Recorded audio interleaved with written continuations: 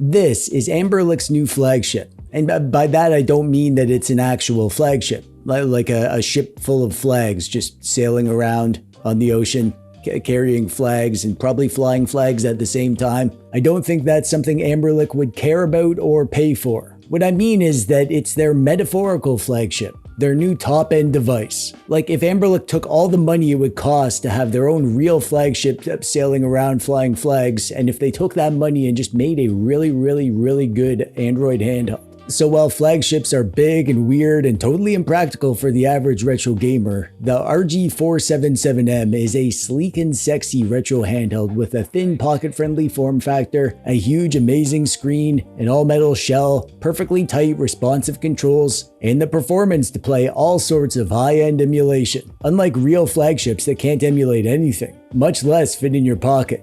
No actual flags included here though. That's a missed opportunity.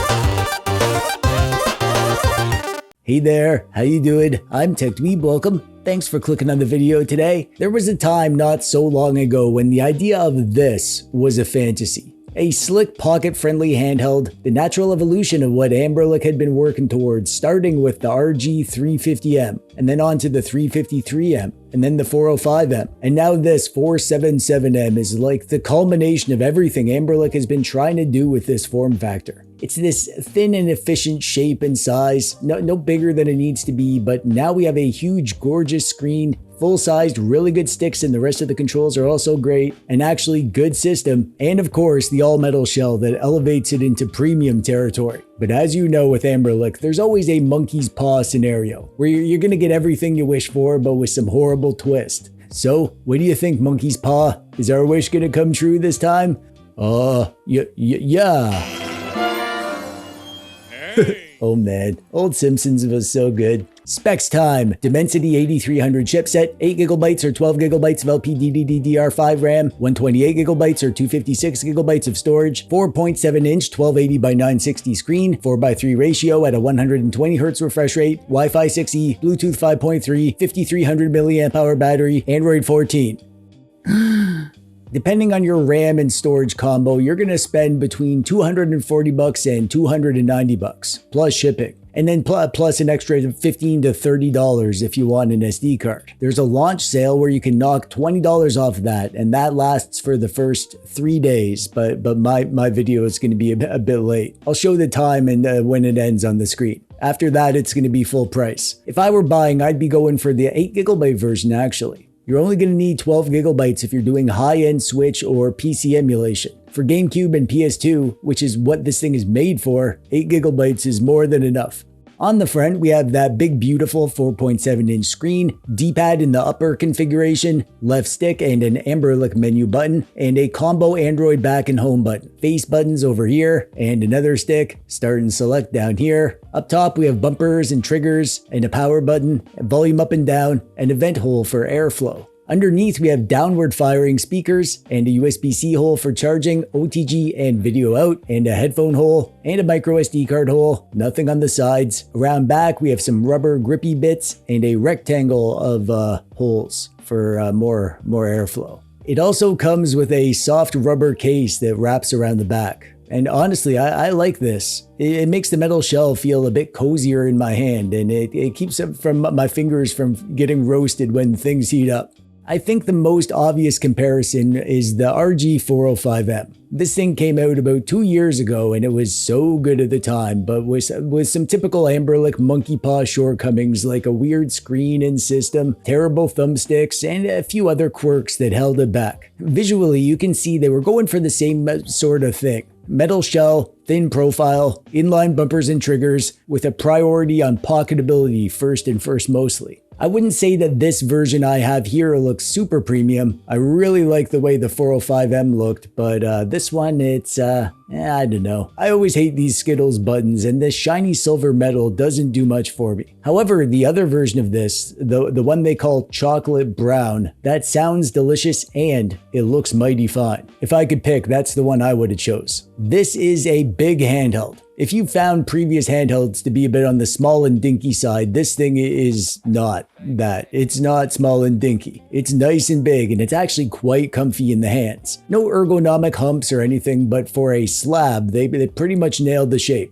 It feels really nice. And also, it's heavy, and that weight adds a heft to it that actually feels great when I'm holding it. It feels like a nice handheld should feel. However, that weight might be a downside in some respects, like if it's in your pocket, it might be pulling your pants down if you don't wear a belt. Hey Dweeb, you wear a belt? I sure do. Well, prove it. Put this in your pocket. Ho ho ho, I can handle that.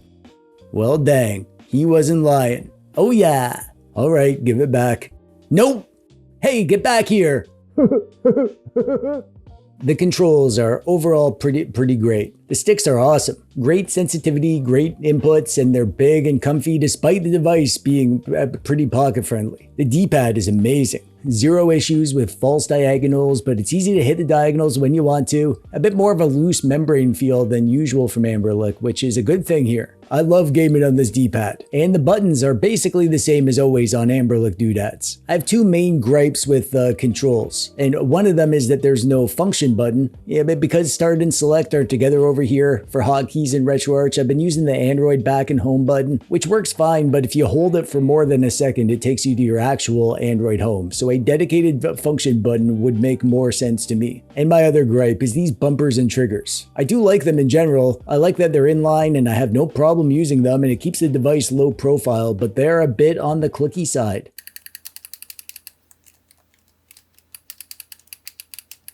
If it weren't for these bumpers and triggers, this would be a pretty stealthy thing because all the other controls are quiet. As it is right now, you might not want to play this in bed, otherwise you'll wake the girls up, and they need their rest if they're going to paint your deck tomorrow. This screen is just so good. First off, it's big. 4.7 inches is like huge compared to most retro handhelds. This is the same screen that we got on the RG slide, and I gushed about it in my review of that thing. 4:3 ratio, which means it's less good for widescreen stuff like PSP, but it's amazing for the vast majority of retro stuff. All those old retro systems were designed for 4:3 displays, even the higher end stuff like Gamecube and Dreamcast and PS2. If you're looking for a handheld that's made for that sort of thing, you're going to be super happy with this. The resolution is 1280 by 960, which is so good for retro games. Game Boy Advance, Nintendo and Super Nintendo, the 240p systems like Genesis and TurboGrafx 16, all that stuff is gonna fit perfectly with 4x integer scaling. Even PS1 and Dreamcast and Saturn, which ran at 480p, they're gonna scale up to 2x perfectly. And of course, you can upscale PS2 and GameCube to 960p, which is so nice on this screen. Basically, every retro system looks fantastic on here without stretching or squishing. And it's also 120 Hz, which is nice just for, general system use. Everything feels silky smooth. Most retro games are capped at 60 FPS, but you can get in on some of that black frame insertion stuff if you're into that. I don't bother. I can't really tell a difference, but if you want to try out BFI, this is a great handheld to do it on. The colors are rich and vibrant, it's nice and bright on the high end, and it gets super dim so you can play this in the darkness. It's not OLED, which I know is a deal breaker for some people. I love OLED screens too, but it's not a deal breaker for me. I'm totally willing to accept an LCD if I love the handheld, and this LCD is just about as good as you'll get on a retro handheld. The sound is one area that I'm kind of let down. It's just fine.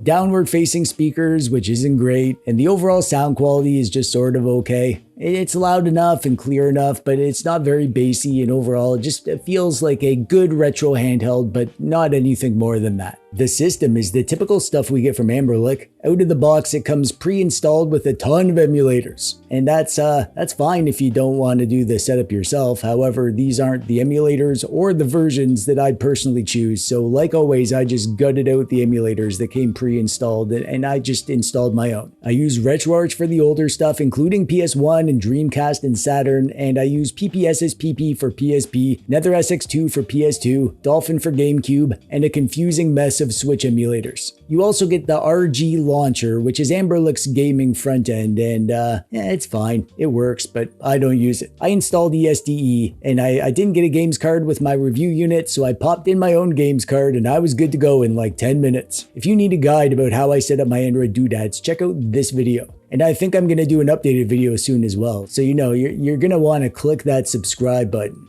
just to make sure you don't miss it. Yeah, just like that. Nice. In addition, we also get some extra controls up here in the swipe down menu. You can switch to the gaming front end that you have selected in the settings. You can enable the on-screen key mapper. You can toggle high performance mode. I'll say right now that you won't use that often. You can usually stay in the auto mode. You can also adjust the fan. Now the fan on this thing is, it's annoying. It's pretty loud and it's a kind of a whiny sound.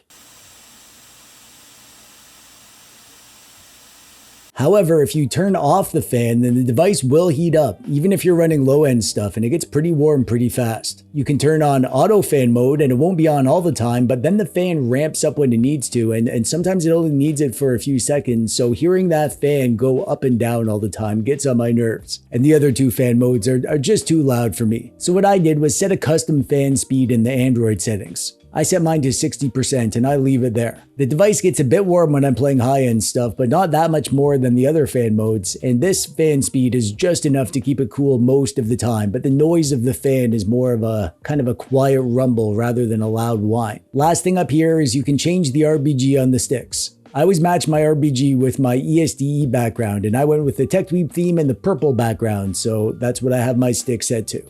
And when it comes to gaming, like I said with the screen scaling thing, all of the 4x3 stuff looks so good on here. All the old stuff is wonderful. Playing arcade games and NES games and Super Nintendo on here is such a good fit for this system. The controls are so tight and it's so comfy that I could just play this sort of stuff for hours on here. GBA 2, of course, even though that's a 3x2 system, it's still nice and big on here, and we get that pixel perfect GBA integer scaling, and all those games look so good, and you can really appreciate the amazing GBA pixel art because the screen itself is so big. The 3D systems are really where it's at though. Upscaling your PS1 and Dreamcast is great because the screen is pixel perfect 2x scaling for those systems, so you can upscale the 3D graphics so the 3D stuff is super crisp, but the 2D stuff like the 2D games or even the scaled up interfaces in 3D games will also be integer scaled, so they'll still look great. Widescreen stuff is less great on here simply because this isn't a widescreen. You can get away with playing a good amount of Switch and 3DS and some Wii U, and of course PSP is no problem, but that is widescreen stuff, and if you want to play mostly that stuff, you probably should play it on a widescreen handheld like Amberlick's RG477M, which has the same chip as this thing, but it's made for widescreen stuff. Or even an Odin 2 Portal or whatever. I mean, it doesn't mean you can't play that stuff on here. I had a whole heck ton of fun playing Switch games. It's just not the reason to get this. The real reason to get a high-end 4x3 retro handheld is you want to play a high-end retro emulation. Gamecube and PS2. You want to upscale those systems and play all the games. And you're gonna be mostly good to go here. I say mostly because there's a select few of the hardest games on PS2 that won't run at full speed, and a handful of GameCube games will have performance quirks, but barely any. For the most part, you're going to be able to play everything upscaled to 2x resolution, which is going to be perfect 960p, and those games are going to look great and play just amazing on here. Also, the vast majority of even the high-end stuff will play fine even if you don't enable the high performance mode, so you'll save battery and heat if you can run them lower. As for the battery, it really depends on what you're playing. I haven't done any full battery drain tests yet, but from what I can tell, in a best case scenario, you're going to get around 8 or 9 hours on the low end stuff. At the high end, you're going to get about 3 hours. That's what I calculated in a worst case scenario on PS2 with frame throttle disabled. However, not all high end stuff is the same. I did another test running F0, and I wasn't on the high power profile, but I calculated over 7 hours playing that. So not all the high end stuff will drain you fast. It just comes down to how demanding the games are, whether you're on the high performance mode. Still, this isn't an all-day device like the Odin 2 Portal or the Neo Evo. It's a good device for battery, but don't expect it to wow you with how long it lasts.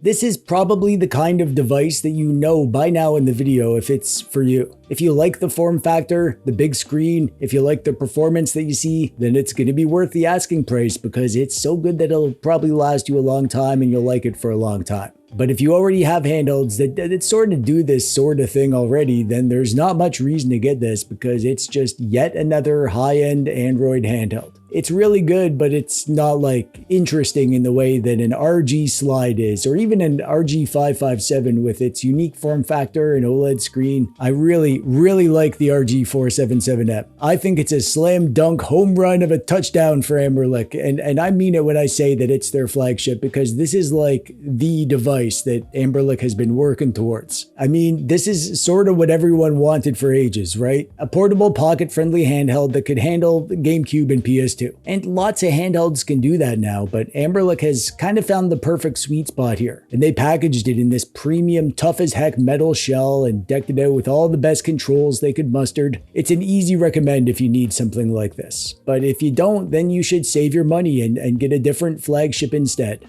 Think about it. A ship sailing around, flying all the flags that you want to fly. That could be your life. If you can dream big enough.